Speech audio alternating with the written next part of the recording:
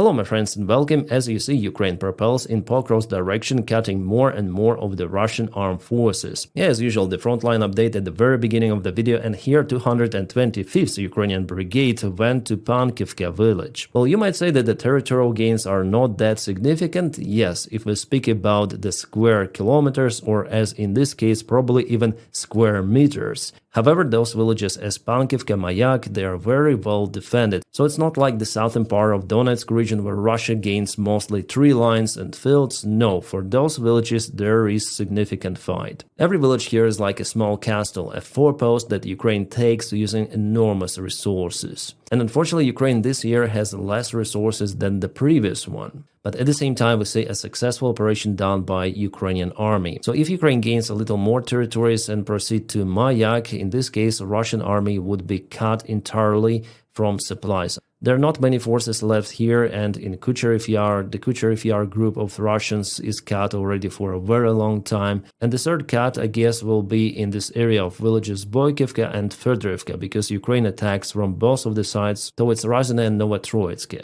And of course, we see small counteroffensive operations of Ukrainian army elsewhere. Ukraine expands the bridgehead here. And somehow Russia still hesitates to use its major resource to attack Ukrainian positions in Pokrovsk. I guess they are losing their initiative. If in a few weeks they are not using their resource here, there will be significant circumstances for Russia in this region, which is good for us, of course, because Ukraine may even repel Russians from Pokrovsk. Well, from Mirnograd it is already happening. Let's go to the deep state here. They also updated the map. It was yesterday, it is today. We see that Ukraine liberated Pankivka, or the remains of this village, because it is completely destroyed. It is understandable. Mayak village is a little bit bigger, so Ukraine will have to spend more time for its liberation. But if Ukrainian forces do so, they will cut the entire Russian group in this region.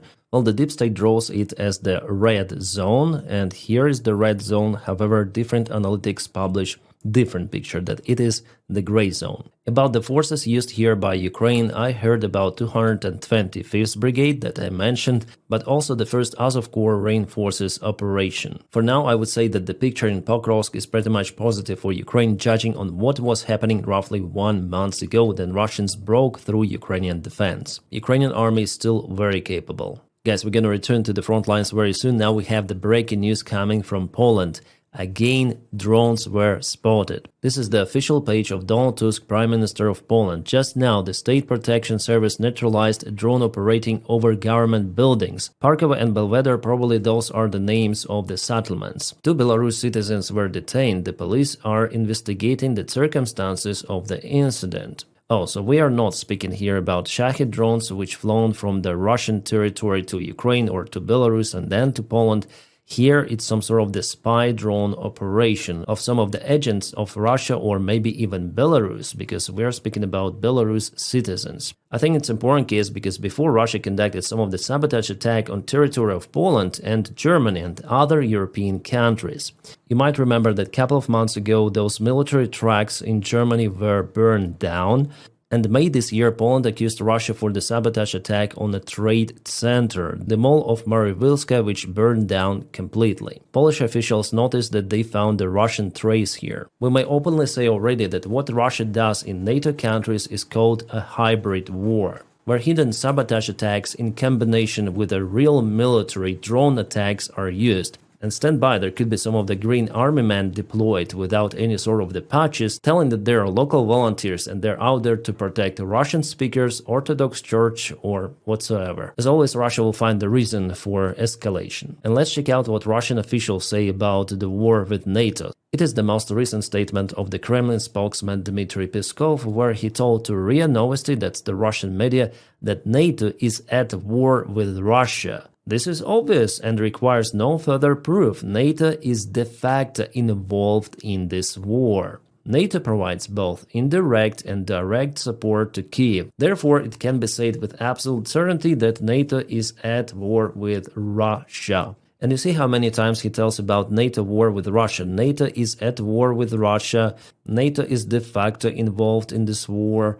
And again, NATO is at war with Russia 3 of the times. Everything of that is in the small format of the text, so it's the real political already escalation from Russia, one more part of the hybrid war. But remember how just 5 days ago Russian drones went into Polish airspace, more than 20 of the drones, and Polish politicians say that, oh, it's not an attack, it's just an escalation. Yeah, of course. Russia says that it is at war with NATO, and NATO says, okay, it's nothing serious. Yeah, it's not even an attack. Yeah, NATO deployed some of the, few of the forces to Lithuania, to Poland, but it's not enough, of course, for the threat that Russia and Belarus, for example, possess there. Yeah, the most recent that United Kingdom together with France deployed the fighter jets. France sent Rafale and UK sent Typhoon fighter jets. Awesome fighter jet, you may see it here. But again, we are speaking about just few of the airplanes. It's not enough to get the air superiority in case of the full-scale Russian intervention. Yeah, I don't think that Russia might do it right now, but who knows? NATO should be ready for any sort of this scenario. And this video with Putin was recorded, I think, in July this year, where Putin hints that Russia has some sort of the right even on Polish land. So thanks to Stalin's stance, Poland gained considerable land in the West. That is exactly how it was. So it's like a present of Stalin for Poland to get those territories, gain those territories. Yes, Poland's western territories are Stalin's gift to the Poles. Have our friends in Warsaw, so in Poland, forgotten that, then we will remind them. And there is absolutely no wrong understanding possible. It's definitely a threat from Russia towards Poland, from Putin himself. As we know, Putin's roof is absolutely out there in a space. He's totally crazy in this deep history, which he thinks is real, but de facto it's not. It was already understandable from Putin's interview which he gave to Tucker Carlson, where they half an hour at least were speaking about some old centuries of Russia and Ukraine and others and how they deal between each other. The guy is really sick. His place is in the mental institution, but somehow he is a Russian president. The same goes for other president across the ocean. Oh, sorry, that speech was posted actually a long time ago, at least 1 year from what I see, or maybe even 2 years. Yeah, but I think that Putin hasn't changed his mind since that time. And before the start of the full-scale war against Ukraine, Putin called Bolsheviks and Lenin as the author of Ukraine. So Ukraine is a made-up state by Bolsheviks and Lenin. Ukraine never had a tradition of genuine statehood. So you see, yeah, where it goes. By the way, there was the proposal from the Polish Foreign Minister Sikorski to close the sky over Ukraine or part of Ukraine, to intercept the Russian drones before they're entering airspace of NATO. Well, actually, it's the good idea, the prompt reaction, but unfortunately, I don't see how it could be implemented with weak NATO reaction. Well, Russian officials heard that idea and they start to counter-react to it. So Medvedev, who is a barking mouse of Putin, stated that if Europe shuts down Russian drones in Ukraine, over Ukraine, it means the war with Russia. But you know what? Peskov said that NATO is already at war with Russia, so what are the changes? Kind of strange, they cannot agree their rhetorics among each other. Sorry guys, one more breaking news. We have India crosses red line by joining Russia-Belarus war games. Wow! Narendra Modi has sent troops to take part in the Zapad exercises, rehearsing conflict with neighboring NATO countries as relations with the United States unravel. Wow. Here in the article they speak about up to 100 soldiers, so it's the symbolic gesture of India. And I know the answer why India did it. It's because United States of America, or it's better to say Donald Trump's administration, is pushing India to purchase American oil, not the Russian one. It was the main reason for Donald Trump to apply extra tariffs on Indian products. Not because Trump loves Ukraine, but because he wants money. But India tells, no, don't press on us. Well, actually, I don't like Indian policy because they're purchasing Russian oil and they help Russia to sustain its economy. But the problem here lies with absolute failure of the international policy of the current White House administration. It's their fault. And it's the sign not to Ukraine that India deployed those forces, it's the sign to United States and to Trump personally. But you know, even the United States of America sent its officers to monitor Belarus military drills. So they arrived today. It was agreed with Belarus side.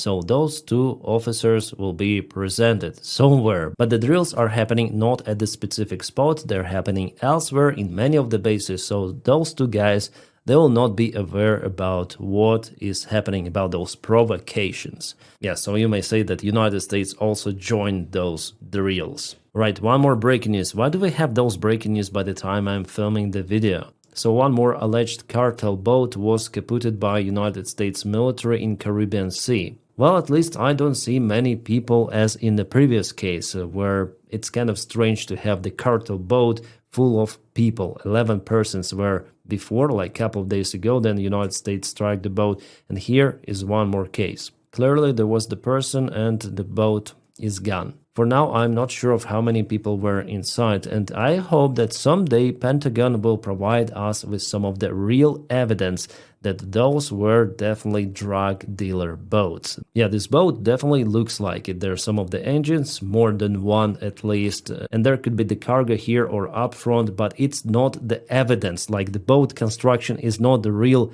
evidence that it definitely transported some of the drugs. There should be a real evidence. Otherwise, it could be classified as the war crime. I'm saying you from the international law perspective. But JD Vance says it doesn't matter how it's called, they will continue those strikes. But it seems like the boat was so important that even freaking Donald Trump wrote this huge post on his Truth Social. This morning, on my orders, United States military conducted a second kinetic strike against positively identified extraordinary violent drug trafficking cartel in the Southcom area of responsibilities. Strike occurred while these confirmed dealers from Venezuela were in international waters transporting illegal substances. Okay, I'll call it like this for YouTube. Well, if it is a confirmed case, I would like to see that confirmation, please. Because whether we like it or not, we don't have any sort of the confirmation rather than confirmation coming from Donald Trump. And I wouldn't trust this person at all. Venezuela's dictator Nicolas Maduro, yeah, you may definitely call him a dictator, says that America is preparing for military aggression against Venezuela. Well, for now, I'm not sure about this military action that the United States might do there. Well, maybe just a limited one, some of the Tomahawk missiles, but not the intervention. For that, they need air carriers, which are not yet being deployed there. I don't know why this video was posted with this post, but there are no air carriers. Oh yeah, here we have photo of Indian soldiers deployed to military exercise Zapad 2025. Yeah, it's legit. Alright, and now let's go back to the front lines. This is the Sumy region Alexeyevka village. The situation there for the Russian army is critical. Well, at least we heard how Russians complain in their social media. Russian military bloggers, they say that they're up to be encircled in Alexeyevka. By the way, not long time ago, Ukraine gained more ground in Kindrativka and moved more to Konstantinivka. So Ukraine tries to cut Russians in this area. There is one supply road that goes from the other village, but Russians might use one more field road for supplies. We'll see how it goes for Ukraine. Tomorrow or the day after tomorrow, I hope for the positive changes. Alexeyevka should be covered with blue, absolutely. And Ukraine will go further and further because Russia lost its strategic initiative in Sumy. Speaking about the front lines, I want to point out again an important location of Kupiansk city because Russia propels further. They expanded the gray area into several of the blocks of the city itself. So it was yesterday. It is today. A couple of the crossroads where the fight is ongoing already. It's gonna be very hard for Ukraine to kick Russians out from Kupiansk. I still hope that it's gonna be like that, but the chances, I would say, are low. It seems like Russia precisely planned this operation and the Ukrainian defense was definitely weak. The tube operation towards Radkivka actually helped Russia a lot. So Kupiansk, I would say that I'm the most concerned about this direction. Plus, Russia also propels in Zaporizhia, Donetsk and Dnipropetrovsk regions. This is the border of those three oblasts, and it was yesterday, it is today. You may see minor changes, but still Russia, for example, moved towards Novoivanivka village. Yes, not good here, but the good news that in the main directions like Konstantinivka, Pokrovsk, Mirnograd, Russia really doesn't have any sort of the success. But for other directions, unfortunately, Ukraine is in lack of the resources to send emergency forces to stop Russian assaults. But those Russian assaults are still very limited compared to the previous months. Yeah, I see the decline in the Russian pace, but judging on the accumulation of their forces, and they deploy those in Donetsk, in Horlivka, I think that Russia might attack somewhere in Pokrovsk or Konstantinovka. Now the internet connection on the front lines is very important for our drone operators to receive the signal from the surveillance drones and for FPV drone operators to hit precisely targets. Starlinks really help, but today Magyar reported about the outage with the signal. Unfortunately, Starlink was down for several hours. Yeah, report indicated the signal loss, but from what I know so far, it was restored, so Starlink operate as normally. Yes, I might have my personal attitude towards Elon Musk. I think he's really an evil man. By the way, I recorded the video about it on my trash channel, other channel. I call it trash because I film about everything out there. There today I posted the video about techno-fascism and the threat from Elon Musk to America and to Europe. But I might admit at the same time that products Elon Musk creates, they are very useful, especially Starlinks, but Ukrainian volunteers again have to pay for those Starlinks. There is no more discount, nothing, just the standard purchase install. Luckily, many of the volunteers, they help. Well, before there was discount for Ukraine by 30%, but it's no longer valid. And Russians also continue to use their Starlink, so Starlink company doesn't do anything to block the signal for Russians.